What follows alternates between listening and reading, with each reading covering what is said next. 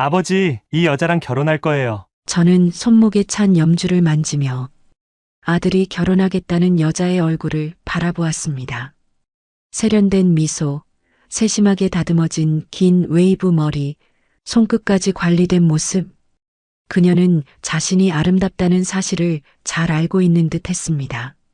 안녕하세요, 김 회장님. 처음 뵙겠습니다. 그녀가 예의 바르게 인사했습니다. 눈웃음을 지으며 다가와 가볍게 목례를 했습니다. 한치의 흐트러짐 없는 태도.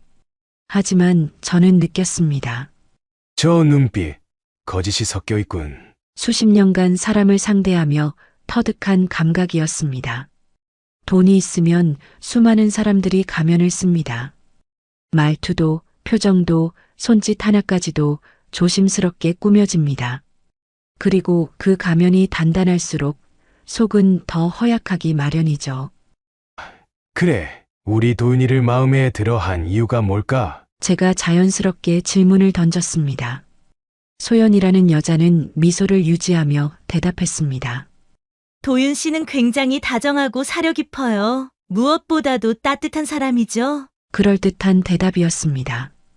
아버지, 소연 씨 정말 괜찮은 사람이에요. 도윤이 한껏 고무된 목소리로 말했습니다. 저는 겉으로는 미소를 지었지만 속으로는 의심스러운 부분이 많이 보였습니다. 다음 날 저는 억만장자 김재성이 아니라 세상에 눈길조차 주지 않는 노인으로 변장했습니다. 낡고 해진 점퍼, 몇 년은 손질하지 않은 듯한 헝클어진 머리, 손등을 따라 깊게 파인 주름들. 거울 속에 저는 더 이상 누구도 알아볼 수 없는 초라한 노인이었습니다. 이 모습, 낯설지 않구나. 오래전 저는 정말 이렇게 살았습니다. 인생이 나락으로 떨어진 순간 길바닥을 떠돌며 하루하루 버티는 것이 전부였죠. 하지만 그때 저를 구해준 여인이 있습니다. 그 사람은 저를 겉모습만 보고 판단하지 않았고 제가 다시 꿈을 꿀 수 있게 용기를 주었습니다. 그분 덕분에 저는 지금 이렇게 대한민국을 움직이는 재벌이 될 수 있었죠. 그때 그 여인의 눈빛을 저는 잊지 못합니다. 사람을 진심으로 바라보는 따스함이 가득한 눈빛. 하지만 도윤이가 데려온 소연이라는 여자는 너무 차가웠습니다. 겉으로 따스해 보이려고 하지만 속은 차가운, 거짓으로 가득한 눈빛이었죠. 저는 그렇게 폐지 줍는 노인의 모습으로 고급 카페 앞에 섰습니다. 그 카페는 소연이가 자주 다닌다는 카페였습니다. 유리문 너머로 그녀가 보였습니다. 세련된 원피스를 입고 테이블에 앉아 라떼를 마시며 핸드폰을 만지작거리고 있었습니다. 잠시 후 그녀가 자리에서 일어났습니다. 저는 일부러 몸을 웅크리고 리어카를 끌며 그녀가 다가오기를 기다렸습니다. 드디어 그녀가 문을 밀고 나왔습니다. 저는 그녀의 앞에 조심스레 다가갔습니다. 아가씨, 그녀가 걸음을 멈추고 저를 바라보았습니다. 혹시 그 종이컵 저에게 줄 수 있겠소? 저는 천천히 말을 이었습니다. 쇼핑백도 버릴 거면 같이 주시면 감사하고요. 소연은 눈을 깜빡였습니다. 그리고 이내 표정이 굳었습니다. 뭐라고요? 아니 버리실 거면 제가 좀 받아도 될까 해서요. 소연은 저를 위아래로 훑어보았습니다. 그리고 피식 웃었습니다. 그녀는 종이컵을 집어들었습니다. 그리고는 천천히, 아주 천천히 손을 아래로 내리더니 툭! 종이컵을 바닥에 떨어뜨렸습니다. 가져가세요. 그녀의 입가에는 여전히 미소가 남아 있었지만 눈빛에는 냉소가 가득했습니다. 그러더니 코를 막으며 뒷걸음질을 쳤습니다. 여기가 어딘 줄은 아세요? 이런 데서 얼쩡거리지 마세요. 옆을 지나던 손님들이 힐끗 저를 쳐다봤습니다. 소연은 그런 시선을 전혀 신경 쓰지 않는 듯 했습니다. 그녀는 마치 더러운 쓰레기라도 보듯 저를 쳐다보았습니다. 저는 조용히 종이컵을 주워들었습니다. 그녀가 등을 돌리고 걸어가는 모습을 바라보며 저는 천천히 리어카를 다시 잡았습니다. 도윤아, 저 여자가 정말 네가 평생을 함께할 사람이라고 생각하느냐? 혼잣말처럼 중얼거렸습니다. 하지만 이번 한 번의 태도로 소연이를 판단하기는 이르다고 생각했습니다. 그래서 도윤이와 함께 저희 집에 저녁 식사를 대접한다고 초대했습니다. 저녁 식사 전에 저는 가정부 할머니에게 조용히 부탁했습니다. 제가 없을 때 소연이가 어떻게 행동하는지 잘 지켜봐 주세요. 가정부 할머니는 고개를 끄덕이며 조용히 상황을 살피겠다고 약속했습니다. 그날의 식사는 잘 마무리됐습니다. 하지만 다음 날 가정부 할머니가 오셔서 어제 있었던 일을 전해주었습니다. 사장님이 자리를 비우실 때마다 소연 양이 집안 곳곳을 둘러보며 물건을 만지작거렸습니다. 값어치가 나가 보이는 물건들을 특히 관심 있게 보더군요. 가격을 확인하듯 물건들을 들춰보기도 했고 혼자 콧노래를 부르며 방을 돌아다녔어요. 그리고 누군가에게 문자를 보냈습니다. 확실하진 않지만 뭔가 수상합니다. 저는 조용히 듣고 있다가 비서를 불렀습니다. 소연 양의 과거를 철저히 조사해 보십시오. 조금이라도 수상한 점이 있으면 보고하세요. 며칠 후 비서는 예상보다 심각한 보고서를 가지고 돌아왔습니다. 소연 양에게는 이미 연인이 있었고 그 남자와 함께 저희 집 재산을 노리고 접근한 것이었습니다. 그동안 제 아들과의 관계는 거짓이었던 셈이었습니다. 사실을 확인한 저는 깊은 한숨을 내쉬며 도윤이를 불렀습니다. 차마 믿기 어려운 사실이었지만 아들에게 말을 하면 상처를 받을 것을 알았지만 진실을 알려야 할 때였습니다. 도윤아, 소연이에 대해 내가 조사한 것이 있다. 네가 직접 확인해 보는 게 좋겠다. 처음에 도윤이는 강하게 반발했습니다. 뒷조사요? 왜 사람을 뒷조사하세요? 소연이는 그런 사람 아니라고요. 하지만 도윤이는 서류를 받아들고서 말을 잃었습니다. 한 장 한 장 넘길수록 그의 얼굴은 점점 굳어졌고 손이 떨리는 것이 느껴졌습니다. 이게 사실이에요? 그래, 믿기 힘들겠지만 사실이다. 도윤이는 처음엔 믿지 않으려 했습니다. 그러나 결정적인 증거, 소연이 다른 남자와 함께 있는 사진과 메시지를 보자 더 이상 부정할 수 없었습니다. 그가 사랑했던 사람은 거짓의 가면을 쓴 여자였습니다. 얼마 후 도윤이는 힘겹게 결정을 내렸습니다. 그렇게 3년이라는 시간이 흘렀습니다. 그날 이후 도윤이는 한동안 사랑을 믿지 않으려 했습니다. 아니, 사람 자체를 믿지 못했습니다. 처음에는 저를 원망했고 시간이 지나면서 그 원망이 스스로를 향한 실망으로 변해갔습니다. 누구보다 영민한 아들이었지만 감정 앞에서는 속수무책이었다는 사실이 그를 더욱 힘들게 했을 겁니다. 하지만 세월은 모든 것을 흐르게 만드는 법입니다. 도윤이는 상처를 추스르고 다시 자신의 자리에서 최선을 다했습니다. 그리고 어느 날 뜻밖의 말을 꺼냈습니다. 아버지, 이번엔 정말 진심이에요. 저는 신문을 넘기던 손을 멈추고 손목에 찬 염주를 만지며 아들을 바라보았습니다. 도윤이의 눈빛은 단호했습니다. 마치 이번에는 절대로 실수하지 않겠다는 듯. 그래, 저는 조용히 신문을 내려놓고 물었습니다. 어떤 사람인데? 부모님이 안 계세요. 도윤이는 잠시 말을 고르다 이내 담담하게 이어갔습니다. 하지만 누구보다 따뜻한 사람이에요. 거짓 없이 정직하고 남을 먼저 생각할 줄 아는 사람이에요. 저는 아들이 사랑에 빠진 얼굴을 오랜만에 바라보았습니다. 3년 전의 감정이 휘몰아치던 표정이 아닌 보다 차분하고 확신에 찬 모습이었습니다. 하지만 저는 쉽게 판단을 내리지 않았습니다. 언제 한번 데리고 와라. 그렇게 해서 그녀와 처음 마주하게 되었습니다. 그녀는 이름은 한지혜, 겸손하고 단정한 인상이었습니다. 화려함보다는 편안함이 먼저 느껴지는 사람이었죠. 말 한마디, 행동 하나하나에서 예의와 배려가 묻어났습니다. 분명 첫인상은 좋았습니다. 하지만 저는 지금까지 사업을 해오면서 정말 많은 사람을 만났고 겉모습과 속마음이 달랐던 경우를 수도 없이 보아왔습니다. 단순한 첫 만남으로 모든 걸 판단하기에는 아직 이르다고 생각했습니다. 그래서 다시 한번 확인해 보기로 했습니다. 이번에도 같은 방식으로 그녀의 진짜 모습을 직접 확인해 보기로 말입니다. 저는 다시 변장을 시작했습니다. 허름한 점퍼에 낡은 모자를 눌러쓰고 손에는 해진 비닐장갑을 꼈습니다. 거울을 보니 지난번과는 또 다른 모습이었습니다. 이번에는 지혜 양이 자주 간다는 식당 앞에서 기다리기로 했습니다. 얼마 지나지 않아 그녀가 걸어오는 모습이 보였습니다. 단정한 옷차림에 손에는 쇼핑백이 들려 있었습니다.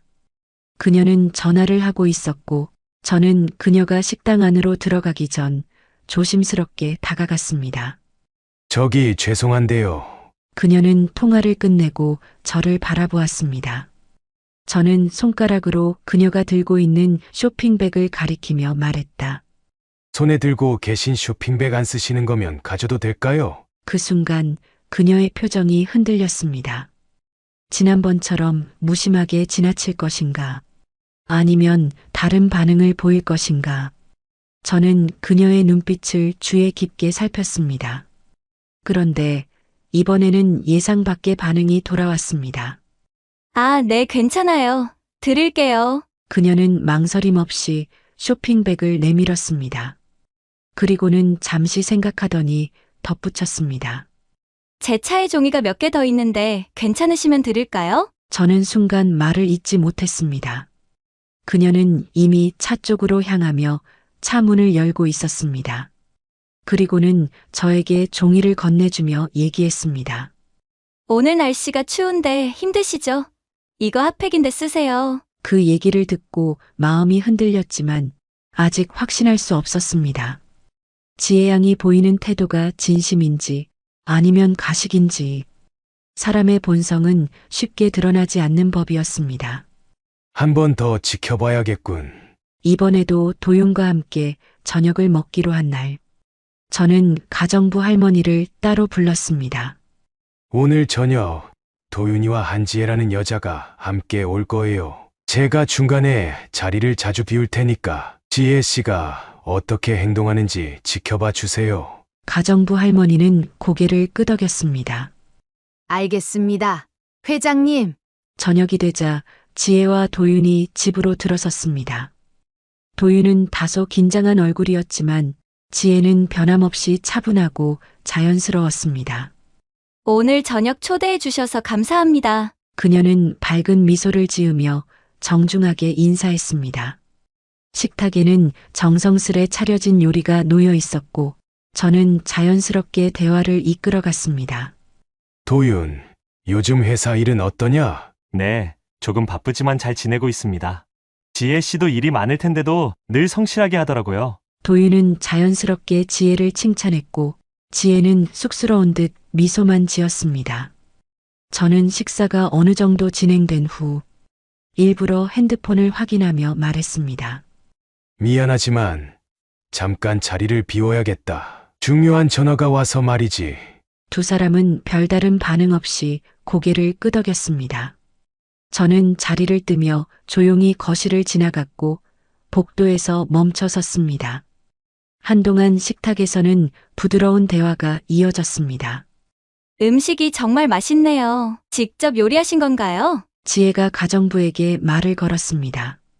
네, 맞아요. 회장님께서 좋아하시는 메뉴들이에요. 덕분에 좋은 식사했어요. 감사합니다. 다음 날 아침 저는 가정부 할머니에게 어제 상황을 물었습니다. 어제 어땠어요? 특별한 점 없었나요? 가정부 할머니는 미소를 지으며 말했습니다. 별다른 문제는 없었습니다. 오히려 예의가 바르시더군요. 도윤님께도 다정하게 대해 주셨고 저에게도 깍듯이 인사하시더라고요. 저는 잠시 생각에 잠겼습니다. 오히려 너무 착하고 문제점이 하나도 보이지 않는 게 의심스러웠습니다. 누군가는 저에게 말하겠죠. 의심병 아니냐고. 하지만 제가 지금까지 사업을 해오면서 겪은 많은 사람들, 그리고 뒤통수를 맞았던 경험들이 사람을 쉽게 믿지 못하게 만들었습니다. 어쩌면 제 무능함일 수도 있죠. 하지만 신중하고 싶었습니다. 도윤이가 한번 상처를 얻고 난 후 다시 데려온 여자인데 또 상처를 받지 않기를 바랬던 마음이 컸던 것도 있습니다. 그래서 저는 비서를 불러 그녀에 대한 조사를 지시했습니다. 지혜 씨에 대해 더 조사해봐. 특별한 문제는 없는지, 가족관계나 경제적인 부분까지 세세히 살펴보도록 해. 비서는 이미 제 뜻을 눈치챘다는 듯 담담한 표정으로 고개를 끄덕였습니다. 알겠습니다, 회장님. 며칠 후 비서에게서 전화가 왔습니다. 회장님, 조사한 결과를 보고드립니다. 제 손이 무심코 책상 위를 두드렸습니다. 말해봐. 비서는 서류를 정리하는 소리가 들리더니 차분한 목소리로 말했습니다.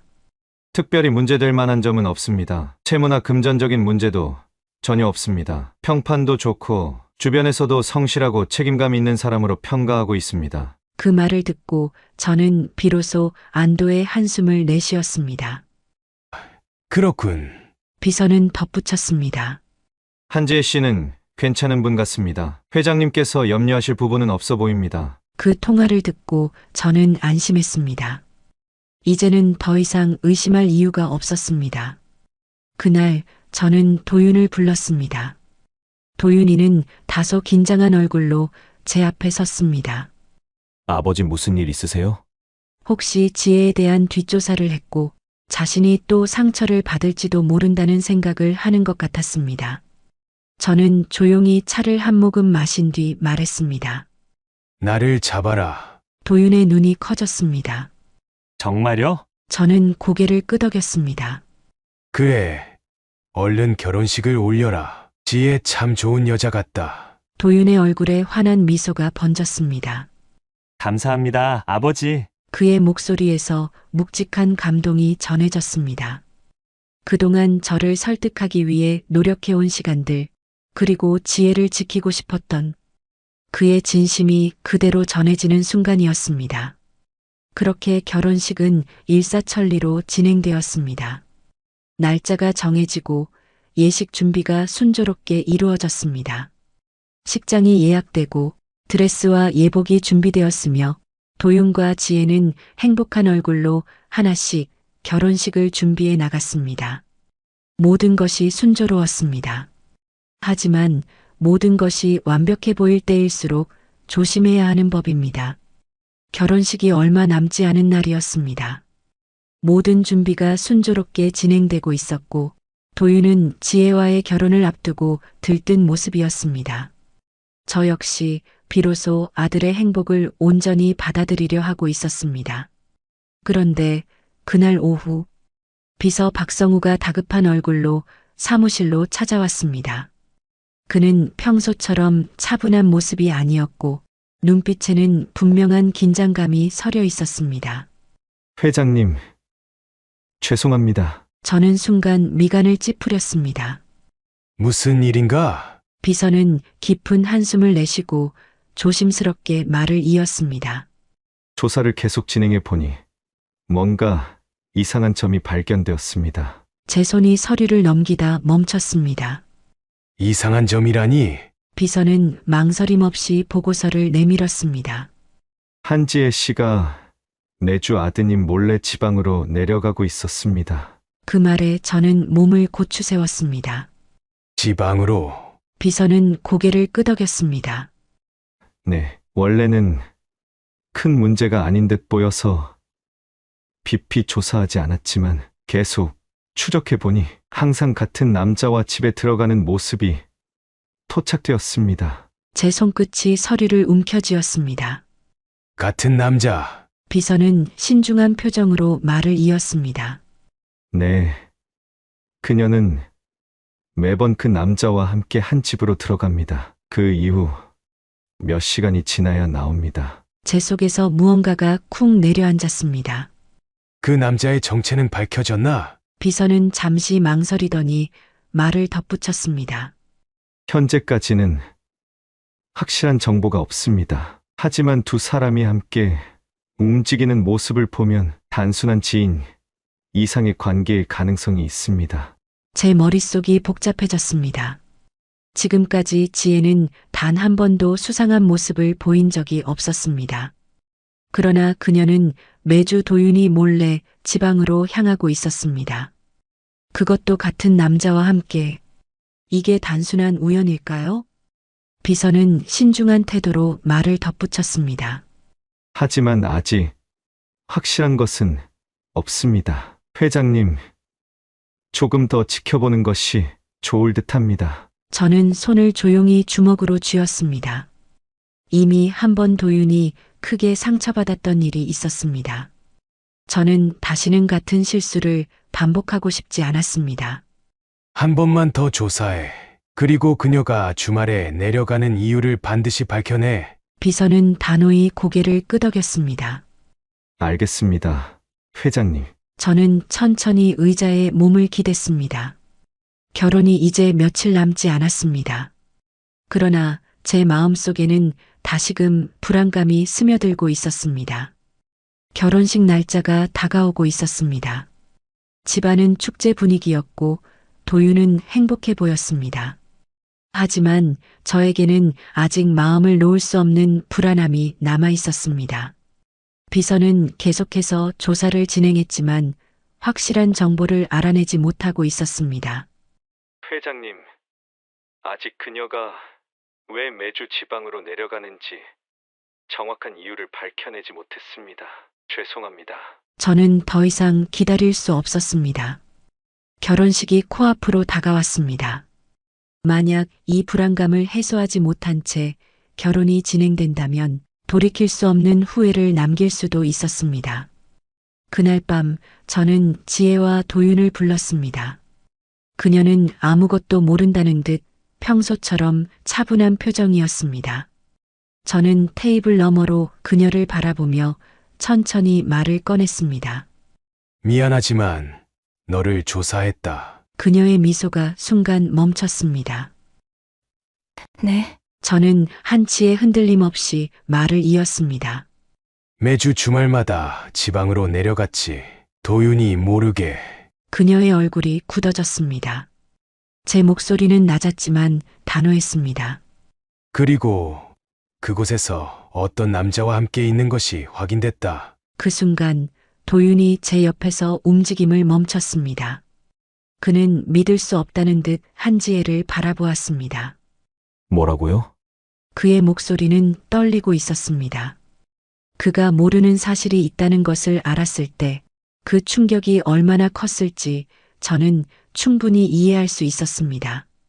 지혜는 아무 말 없이 저를 바라보고 있었습니다. 저는 그녀가 어떻게 반응하는지 끝까지 지켜볼 생각이었습니다. 이제 그녀가 진실을 말할 차례였습니다. 지혜는 입술을 꼭 깨물고 있었습니다. 손을 가볍게 떨면서도 어떻게든 말을 하려는 듯 보였습니다. 그리고 이내 그녀의 눈에 서서히 눈물이 차올랐습니다. 죄송합니다. 그녀의 목소리는 떨리고 있었습니다. 사실 저는 매주 병든 어머니를 돌보러 가고 있었습니다. 그 순간 도윤의 얼굴이 굳었습니다. 뭐라고? 도윤은 믿을 수 없다는 듯 그녀를 바라보았습니다. 지혜는 차오르는 눈물을 참으려 애쓰며 입술을 깨물었다. 하지만 결국 감정을 억누르지 못한 듯 한순간에 눈물이 볼을 타고 흘러내렸습니다. 어머니의 병은 오래전부터 계속됐고 저희 집안은 어머니가 병이 걸리신 이후로 계속 힘들어져 갔습니다. 어머니께서는 본인이 제 결혼을 망칠까봐 본인의 존재를 숨기려고 하셨어요. 자신의 그런 모습을 보이면 상대방 쪽에서 결혼을 승낙하지 않을 거라고 생각하셨죠. 그녀의 어깨가 떨렸습니다. 나는 곧 죽을 거니까 나 신경 쓰지 말고 너가 좋은 집에 시집 가서 행복하게 살았으면 좋겠다. 그렇게 말씀하셨어요. 저는 조용히 그녀를 바라보았습니다. 그녀의 말은 모두 진심이었습니다. 그녀는 흐르는 눈물을 손등으로 닦으려 했지만 닦아낼 새도 없이 더 많은 눈물이 흘러내렸습니다. 저는 그런 어머니의 얘기를 듣고 그게 무슨 말이냐며 그럴 수 없다고 얘기했어요. 어떻게 딸한테 그런 말씀을 하실 수 있냐고 어머니 곁에 끝까지 있을 테니 같이 버텨보자고 했어요. 그녀의 목소리는 점점 떨리기 시작했습니다. 하지만 어머니께서는 마지막 부탁이라고 하셨습니다. 제발 자기가 죽을 때까지 아무 말도 하지 말라고. 도윤은 숨을 몰아쉬었습니다. 저는 그녀의 말을 계속 듣고 있었습니다. 그럼에도 저는 어머니를 놓을 수 없었어요. 그녀는 머리를 떨구고 어깨를 들썩이며 울기 시작했습니다.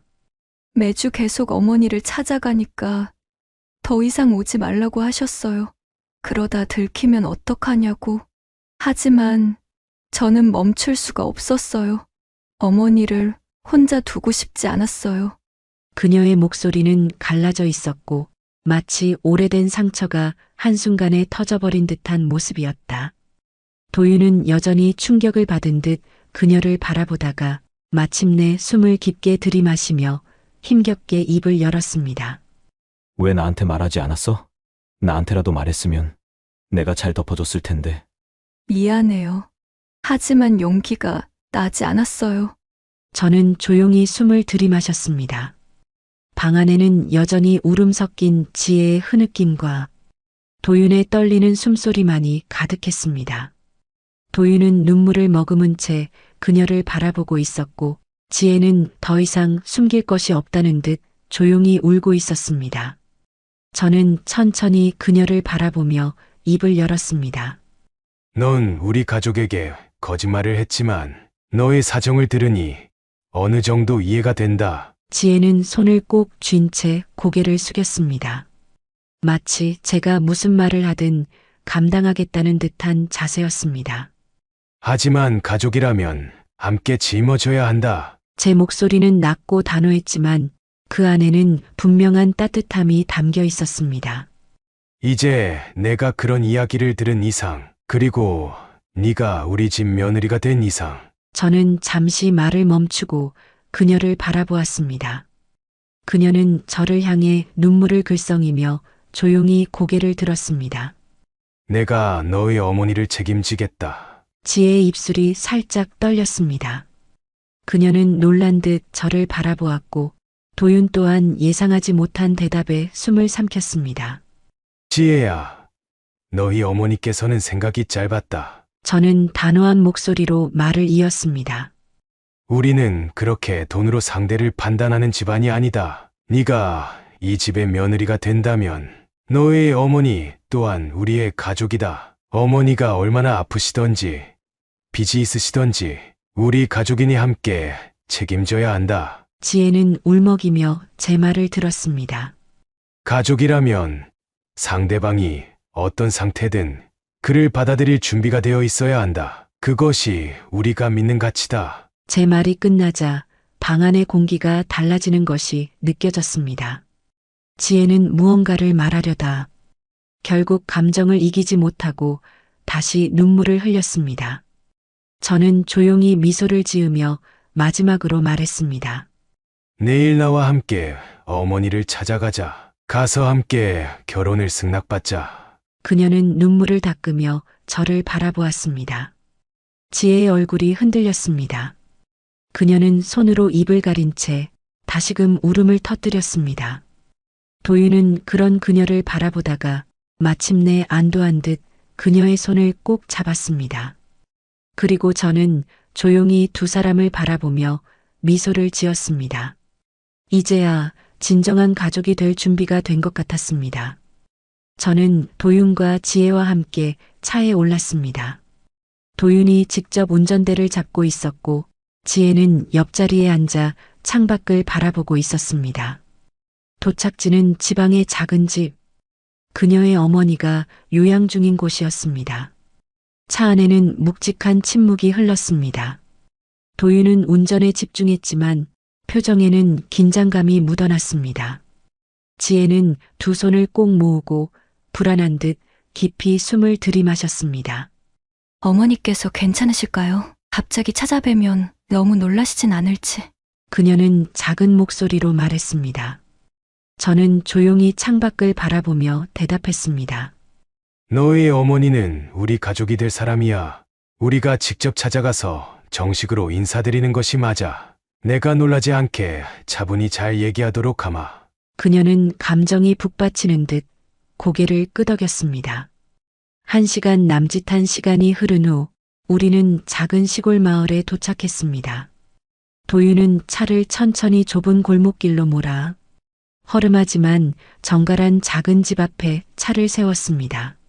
문을 열고 들어서자 아늑한 내부가 눈에 들어왔습니다.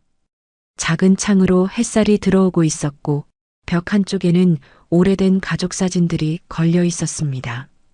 그리고 그 방 안에는 한 여인이 병상에 누워 있었습니다. 지혜의 어머니는 창백한 얼굴로 침대에 누워 있었습니다. 그녀는 우리가 들어서는 소리를 듣고 힘겹게 고개를 돌렸습니다. 누구세요? 지혜야? 목소리는 약했지만 그녀의 눈빛은 여전히 따뜻했습니다. 엄마, 지혜는 그녀의 손을 잡고 눈물을 흘렸습니다. 저는 그녀의 어머니를 바라보며 천천히 다가갔습니다. 처음 뵙겠습니다. 저는 도윤이의 아버지 김재성입니다. 지혜에게 모든 이야기를 들었습니다. 저희 도윤이와 지혜가 결혼하는 것을 승낙받으려고 왔습니다. 제 목소리에 그녀는 놀라운 표정 없이 차분히 저를 올려다보았습니다. 아마 이 상황까지 예견한 듯 보였습니다. 아, 그러시군요. 그녀는 힘겹게 고개를 끄덕였습니다. 그렇게 우리는 간단히 인사를 나누었지만 그 순간 그녀의 시선이 제 손목으로 향했습니다. 그녀의 눈은 커졌고 제 손목에 걸린 낡은 염주를 바라보며 숨을 멈췄습니다. 이 염주, 저는 순간 당황스러웠다. 그녀는 손을 떨며 힘겹게 제 염주를 바라보며 말을 이었습니다. 설마 김재성 씨 아니신가요? 여기서 뵙다니. 저 지혜국밥 주인이에요. 한미영. 기억 안 나실까요? 그 순간 과거의 기억이 스쳐 지나갔습니다. 30여 년 전 비가 내리던 날이었습니다. 굵은 빗방울이 거리를 때리며 흐르던 날, 저는 길 한가운데 주저앉아 있었습니다. 차가운 바닥의 습기가 옷 속으로 스며들었지만 그것조차 느껴지지 않았습니다. 사람들은 저를 스쳐 지나가며 아무렇지도 않게 무시했습니다. 누군가는 인상을 찌푸리며 길을 돌아갔고 누군가는 제 앞을 지나치며 불쾌한 눈빛을 던졌습니다. 하지만 저는 이미 아무 감정도 느낄 수 없었습니다. 살아갈 의미가 없었습니다. 한때 잘 나가던 사업가였던 제가 이토록 초라한 존재가 될 줄은 몰랐습니다. 믿었던 사람들에게 배신당했고 전 재산을 잃었고 결국 거리로 나앉았습니다. 이렇게까지 살아야 할 이유가 있을까? 그런 생각을 하며 차가운 빛 속에서 저는 눈을 감았습니다. 그때 누군가 제 앞에 멈춰 섰습니다. 괜찮으세요? 저는 희미하게 눈을 떴습니다. 눈앞에는 한 여자가 서 있었습니다. 배가 볼록 나와 있는 것으로 보아 임신한 것처럼 보였습니다. 비에 젖은 시장 봉투를 들고 있던 그녀는 저를 바라보며 걱정스러운 눈빛을 하고 있었습니다. 그리고 그녀는 아무런 망설임도 없이 저에게 손을 내밀었습니다. 일어나세요. 이러고 있으면 몸이 상해요. 저는 그녀를 바라봤습니다. 길 위에서 이렇게까지 말을 걸어오는 사람은 처음이었습니다. 그냥 두세요. 저는 힘없이 대답했습니다. 하지만 그녀는 가만히 저를 내려다보더니 봉투를 바닥에 내려놓고 제 팔을 부드럽게 잡았습니다. 일단 저랑 같이 가요. 배 고프시죠? 따뜻한 국밥 한 그릇 먹어요. 저한테 힘쓰려고 할 생각하지 마세요. 보이시죠? 저 임산부입니다. 노약자라고요. 저는 그녀를 바라보았습니다. 그리고 그녀는 환하게 웃으며 덧붙였습니다. 밥을 먹어야 힘이 나죠. 그녀는 저를 부축하며 작은 골목으로 들어갔습니다. 비에 젖어 엉망이 된 저를 데리고 도착한 곳은 작은 국밥집이었습니다. 간판에는 지혜 국밥이라는 글자가 선명하게 적혀 있었습니다. 그녀는 문을 열고 저를 안으로 안내했습니다. 여기 앉으세요. 비에 젖은 몸이 따뜻한 공기 속으로 들어오자 온기가 스며들며 감각이 되살아나는 듯 했습니다. 잠시 후 그녀가 김이 모락모락 피어오르는 국밥 한 그릇을 가져와 제 앞에 놓았습니다. 자, 드세요. 저는 국밥을 바라봤습니다. 속이 텅 비어 있었지만 한 숟갈 뜨고 싶은 마음조차 들지 않았습니다. 그녀는 제 앞에 앉으며 조용히 말을 이었습니다. 밥부터 먹어요. 그래야 힘이 나죠. 저는 한참을 멍하니 있다가 조용히 숟가락을 들었습니다. 국밥 한 숟갈을 떠서 입에 넣었을 때 오랜만에 느껴지는 따뜻함에 저도 모르게 눈물이 고였습니다. 그녀는 조용히 미소를 지으며 제 모습을 지켜보고 있었습니다. 한참을 그렇게 먹다 보니 그녀가 조용히 물었습니다. 이름이 어떻게 되세요? 저는 잠시 머뭇거리다 대답했습니다. 김재성입니다. 그녀는 고개를 끄덕였습니다. 저는 한미영이에요. 이 작은 가게를 운영하고 있어요. 저는 국밥을 내려다보며 조용히 말했습니다. 왜 저한테 이렇게 잘해주는 거죠? 그녀는 환하게 웃었습니다. 사람이 힘들 때 누군가 손을 내밀어 주는 건 당연하죠. 그게 사람 사는 거 아니겠어요? 그 말에 저는 순간 말문이 막혔습니다. 그녀의 눈빛에는 진심이 담겨 있었습니다. 국밥을 절반쯤 먹었을 때 저는 조용히 입을 열었습니다. 사업을 하다 사기를 당했습니다. 한미영은 조용히 제 이야기를 들었습니다. 너무 믿음직한 사람들이었어요. 제 목소리는 점점 떨리기 시작했습니다. 그런데 결국 그들이 저를 배신했습니다. 저는 손을 꼭 쥐었습니다. 저는 전부를 잃었습니다. 가진 것도, 믿을 사람도, 살아갈 이유도 없습니다. 제 목소리는 점점 작아졌습니다. 그래서 이제는 그냥 포기하려고 했어요. 그녀는 조용히 저를 바라보았습니다. 그리고 부드러운 목소리로 말했습니다. 가족은 없어요? 어린 아들이 있어요. 빚 때문에 할머니 집으로 보냈습니다. 그녀는 따뜻하게 웃으며 말했습니다. 이 작은 가게 사람들도 많이 오지 않고 새벽같이 일어나서 늦게 집에 가는 너무 힘든 일이지만 이 뱃속에 있는 딸아이 생각하면서 버티고 있어요. 재성 씨도 아들이 있으니까 그 아들의 미래를 위해서 힘을 내야 하지 않겠어요? 별거 아니에요. 이 국밥 먹고 다시 시작하면 돼요. 아직 젊잖아요, 우리? 그 말에 저는 처음으로 고개를 들었습니다. 그녀는 부드러운 미소를 짓고 있었습니다. 혹시 지금 지낼 곳이 있어요? 집도 넘어가고 아무것도 남는 게 없어요. 그럼 좁지만 잠시 저희 집에 머물다 가세요. 그녀는 농담 섞인 말투로 말했습니다. 오래 머물라는 건 아니에요. 아시죠? 빨리 자리 잡고 세상으로 나가셔야죠. 그 순간 저는 가슴이 저려왔습니다. 그리고 제 안에 무너졌던 감정이 서서히 되살아나고 있었습니다. 그렇게 저는 미영 씨의 집에서 머물며 제 길을 노렸습니다. 처음에는 하루하루를 버티는 것만으로도 벅찼습니다. 하지만 미영 씨는 언제나 변함없이 저를 따뜻하게 대해주었죠. 아침이면 따뜻한 국을 끓여주었고 한 숟갈이라도 더 먹으라며 잔소리를 하기도 했습니다. 힘내려면 잘 먹어야 해요. 이제 그만 주저앉으세요. 당신은 아직 젊고 다시 일어설 기회도 많아요. 그녀는 늘 그렇게 말했습니다. 그런 말들이 처음에는 가슴에 와닿지 않았습니다. 하지만 그녀의 진심 어린 배려와 따뜻함 속에서 제 마음속 깊이 묻혀있던 무언가가 서서히 되살아나고 있었습니다. 그렇게 저는 다시 한번 세상을 향해 나아갈 결심을 했습니다. 그렇게 시간이 흘렀습니다. 다시 시작한 사업이 조금씩 희망을 보이기 시작한 때였습니다. 그날 밤 저는 미영 씨에게 조용히 말을 꺼냈습니다. 저 이제 여기서 나가보려고요. 그녀는 조용히 저를 바라보다가 미소를 지었습니다. 드디어 세상으로 나가시는 건가요? 저는 깊이 고개를 끄덕였습니다. 네, 저 다시 열심히 해보려고요. 제 목소리에는 확신이 담겨 있었습니다. 미영 씨는 잠시 저를 바라보더니 손목에 찼던 염주를 저에게 건네주었습니다. 이 염주 받아가세요. 저는 뜻밖의 선물에 당황하며 그녀를 바라보았습니다. 그녀는 조용히 미소를 지으며 말을 이었습니다. 할머니한테 받은 하나밖에 없는 염주예요. 저는 순간 말을 잃었습니다.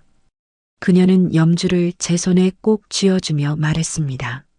여기 할머니의 이름이 써 있어서 좀 그렇지만 이 염주는 저희 집에서 행운을 의미해요. 그녀는 잠시 하늘을 바라보듯 먼 곳을 응시하다가 조용히 덧붙였습니다. 할머니께서 말씀하셨죠. 힘들 때 이 염주를 쥐고 있으면 용기가 날 거라고요. 행운이 생길 거라고요. 그녀의 목소리는 따뜻하고 단단했습니다. 이제 이 행운 재성 씨가 가져가세요. 저는 염주를 내려다보았습니다. 손때가 묻어 반질반질해진 나무 염주. 그녀가 소중하게 간직해온 이 작은 물건이 저에게 얼마나 큰 의미인지 깨닫는 순간이었습니다. 이건 너무 소중한 거잖아요. 그래서 드리는 거예요. 그녀는 환하게 웃었습니다. 꼭 성공하세요. 그 말이 끝나자 저는 눈을 감고 깊이 숨을 들이마셨습니다. 그리고 그렇게 저는 다시 세상을 향해 나아갔습니다. 손에 염주를 꼭 쥔 채로. 그렇게 시간이 흘러 저는 연이은 성공으로 억만장자가 되었고 지금 제 앞에는 그 성공을 만들어준 한 여인이 아픈 몸으로 누워 있습니다. 미영 씨는 눈물을 머금은 채 저를 바라보고 있었습니다. 정말 재성 씨였군요. 그녀의 목소리는 떨리고 있었습니다. 제 심장도 순간 크게 요동쳤습니다. 미영 씨, 제 입에서 그녀의 이름이 새어나오자 그녀는 손을 입에 가져가며 울컥한 듯 고개를 떨구었습니다. 세상에 이렇게 다시 만날 줄이야. 저는 감정을 추스르려 했지만 가슴속 깊은 곳에서부터 뜨거운 무언가가 올라오는 것을 막을 수 없었습니다.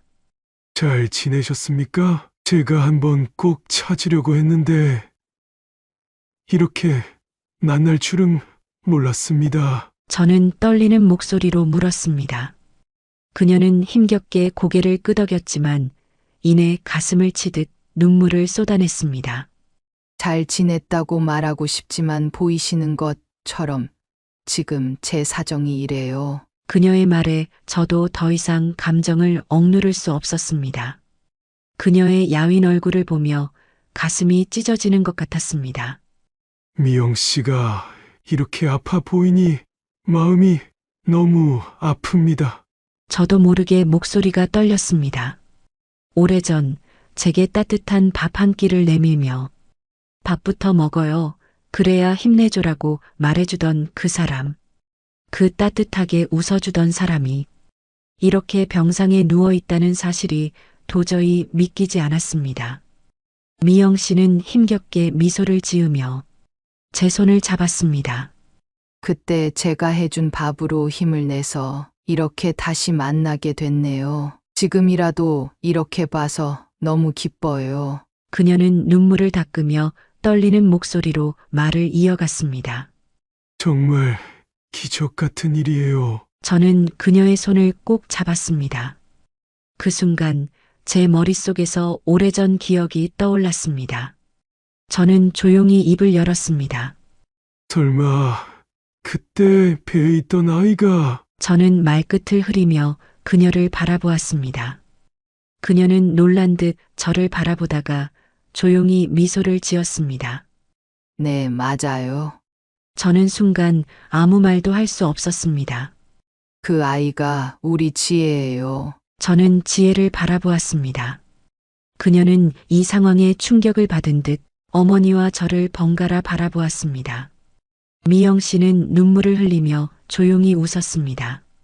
우리 지혜가 재성 씨 아들과 결혼하려 하다니, 그럼 그때 말했던 할머니 집에 보냈다던 아들이 여기 이 멋진 아들이겠군요. 그녀는 떨리는 목소리로 말을 이었습니다.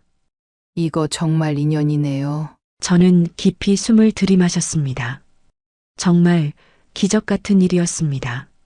수십 년 전 어둠 속에서 저를 구해주었던 한 여인이 그녀의 딸이 제 아들과 새로운 가정을 꾸리려 하고 있다니 운명이란 게 이런 거군요. 저는 조용히 미영 씨를 바라보며 다시 한번 그녀의 손을 꼭 잡았습니다. 미영 씨, 제 목소리는 단호하고 진지했습니다. 당신은 제가 끝까지 책임지겠습니다. 당신은 우리 지혜의 어머니이자 제 은인이니까요. 미영 씨는 고개를 끄덕이며 눈물을 흘렸습니다. 제 말을 들은 후 그녀는 힘겹게 웃으려 했지만 그 미소조차 힘든 듯 보였습니다. 도윤과 지혜는 서로를 바라보며 조용히 대화를 나누었습니다. 그날은 너무나 감정이 얽힌 날이었지만 우리는 끝까지 서로의 곁에 있겠다고 다짐하며 시간을 마무리할 수 있었습니다. 그날 밤 저는 미영 씨의 치료를 위해 최고의 의료진을 급히 불러들였습니다. 모든 것을 다해주세요. 미영 씨가 건강을 회복할 수 있도록. 의료진에게는 별다른 말이 필요하지 않았습니다. 그들은 이미 그녀의 상태가 매우 위중하다는 사실을 알았고 그럼에도 불구하고 최선을 다할 것을 다짐했습니다. 그녀를 VIP 병실로 이송한 후 병원은 고요해졌습니다. 미영 씨는 조용히 누워 있었고 주변의 병실이 한층 더 따뜻하게 느껴졌습니다. 그녀가 받는 치료가 최선이기를 바라는 마음이었습니다. 그러나 처음으로 의료진은 진지하게 저에게 말을 꺼냈습니다. 회장님, 죄송하지만 미영 씨의 상태가 심각합니다. 치료가 늦어서 오래 살지 못할 가능성이 큽니다. 의료진의 목소리가 그야말로 냉정했지만 그들의 말이 현실적이었습니다. 미영 씨의 상태가 너무나도 안 좋았기에 저도 말문이 막혔습니다. 하지만 저는 다시 그들에게 부탁했습니다. 무릎을 꿇고 그들을 위로 바라보며 말했습니다. 돈을 얼마든지 드리겠습니다. 돈이 아니더라고 무슨 것을 요구하든 다 들어드리겠습니다. 제발 저의 부탁을 들어주시고 최선을 다해주세요. 의료진들은 제 행동에 많이 당황한 듯하며 말했습니다. 회장님 알겠습니다. 저희가 정말 최선을 다해보겠습니다. 그날 이후 매일매일 미영 씨의 상태를 확인하며 의료진은 더 많은 신경을 썼습니다. 그녀가 조금이라도 더 나아지기를, 조금이라도 더 건강해지기를 간절히 기도하면서 저는 시간이 날 때마다 병원으로 향했습니다. 미영 씨의 병상 옆에 앉아 그녀와 조용히 대화를 나누는 시간이 점점 더 소중하게 느껴졌습니다. 미영 씨, 저는 그녀의 손을 조심스럽게 잡으며 말을 이었습니다. 저희 도윤이와 지혜의 결혼 날이 얼마 남지 않았습니다. 얼른 낳으셔야 저희 같이 식장에 들어가죠. 미영 씨는 약간 놀란 듯한 표정을 지었습니다. 미영 씨는 잠시 눈을 감고 조금 더 힘을 내어 저를 바라보았습니다. 그 말을 들으니 용기가 나네요. 정말 감사해요. 이렇게 저에게 이렇게 대해주셔서. 그녀의 말에 저는 답했습니다.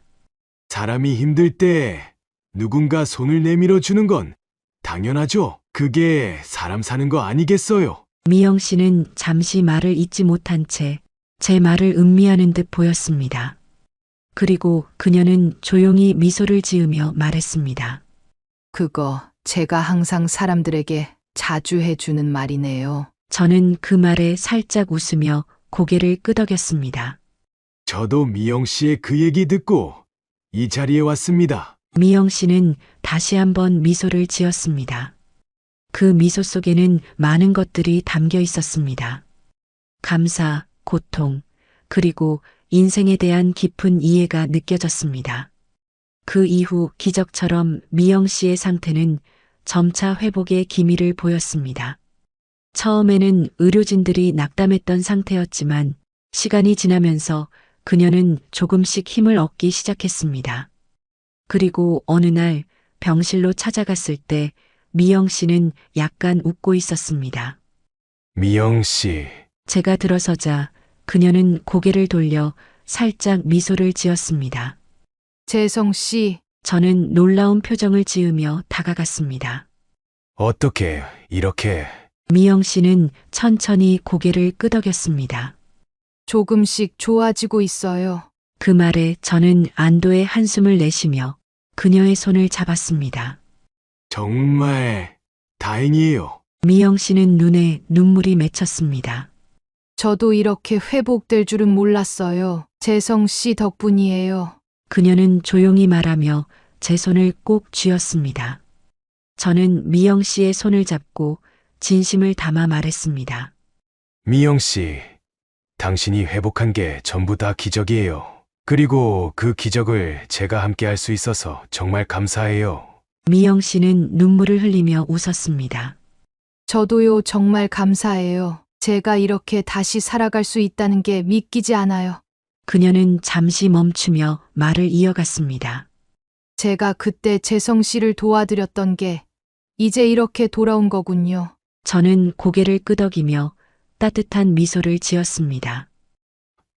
그럼요. 우리가 서로 도왔기에 이렇게 다시 만날 수 있었던 거죠. 미영 씨는 다시 한번 눈물을 흘리며 조용히 말했습니다. 정말 감사해요. 이 은혜 평생 잊지 않을게요. 그 말을 들으며 저는 마음이 따뜻해지는 느낌을 받았습니다. 은혜를 갚는 것보다는 함께 가는 게 중요하죠.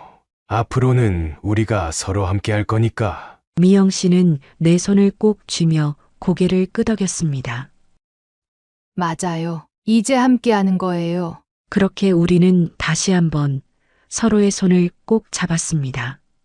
그 어떤 말보다 그 손길이 더 많은 것을 전달해 주었습니다. 그리고 시간이 흘러 오늘은 도윤과 지혜의 결혼식 날입니다.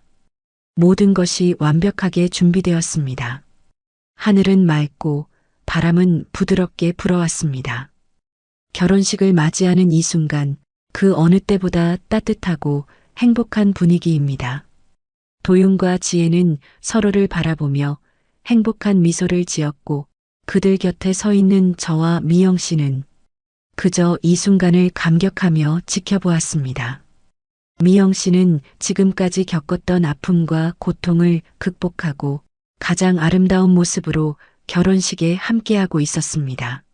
재성 씨, 미영 씨는 결혼식이 진행되는 동안 끊임없이 저를 바라보며 눈물을 흘렸습니다. 정말 이렇게 행복해도 되나요? 저는 그녀의 손을 잡고 따뜻하게 미소 지었습니다. 당연히요. 미영 씨, 우리가 함께 할 시간이 이제 시작이니까요. 그 순간 저는 미영 씨에게 다가가 살짝 목소리를 낮추며 말했습니다. 미영 씨, 그녀는 조용히 제 말을 들었습니다. 아, 이제는 사부인이군요. 미영 씨는 잠시 놀라운 표정을 지은 뒤 그 후에는 눈물이 또 한 번 고였습니다. 사부인, 그녀는 그 말을 되새기며 웃었습니다. 앞으로는 우리 행복하게 아프지 말고 잘 살아갑시다. 그 말에 미영 씨는 다시 한번 울음을 터뜨리며 제 손을 꼭 잡았습니다. 정말 이제야 행복한 날이 왔네요. 그동안 정말 힘들었는데 이제 우리 함께 행복한 시간을 보내요. 결혼식장 안은 온통 행복으로 가득 차 있었습니다. 도윤과 지혜는 서로의 손을 맞잡고 그들의 앞날을 위해 기도하는 듯한 표정을 지었습니다. 그 순간 우리는 정말로 하나가 되었다는 느낌을 받았습니다. 그날의 결혼식은 단순한 결혼이 아니었습니다. 서로가 서로를 위해 기도하고 약속하는 순간이었으며 또한 운명처럼 만난 인연을 확인하는 날이었습니다. 여러분, 오늘의 이야기는 어떠셨나요? 이 이야기는 단순한 결혼 이야기나 힘든 시간을 견뎌낸 이야기만은 아니었습니다. 오늘 이 이야기를 통해 여러분이 느꼈던 감동과 따뜻함이 여러분의 일상 속에서도 계속 이어지기를 바랍니다. 여러분의 삶에 언제나 행복이 가득하길 기도합니다. 감사합니다.